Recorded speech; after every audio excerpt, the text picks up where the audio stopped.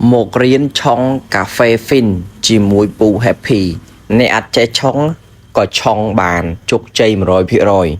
ai tầm mơ video này đó chọc nhưng tìm ổ cò bằng nắng là miền phin miền chuẩn trinh miền sâu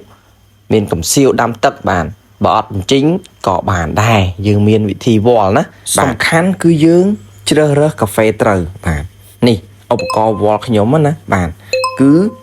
côn chua cật pi rồi hà mùi ni tại nhóm chùm nam đã nông chốt cà phê nè bàn dương thăng máu Visma đang mà rối 50 gram ឬក៏កែវជ័រនេះរួចហើយយើងយកឧបករណ៍ fin soul ហ្នឹងមកតម្រៀបគ្នានឹងស្រោះទឹកក្តៅចេញណាដើម្បីសម្រាប់មេរោគនិងផ្សើមឧបករណ៍យើងមុនប្រើប្រាស់បាទនេះត្រង់នេះបងប្អូនណាយើងយកគម្រប fin ហ្នឹងមកទ្របបាតដើម្បីអ្វីបងប្អូនបាទនេះហើយមួយទៀតរឿងអណ្ដាតនេះយើងប្រើក៏បានអត់ក៏បានណាបន្ទាប់ពីយើងតម្រៀបគ្នាឲ្យទ្របបាតដោយគម្របហើយយើងចាក់ម្សៅកាហ្វេចូលថ្នមគីឲ្យស្មើដាក់អំបិលបញ្ចប់ចាក់ផ្សើមទឹកតង់ទី1យើងចាក់ផ្សើម200 ml ចាក់ផ្សើម200 ml នេះបងប្អូនគម្របហ្នឹងវាជួយទប់ទឹកដើម្បីឲ្យម្សៅកាហ្វេយើងបឺតទឹក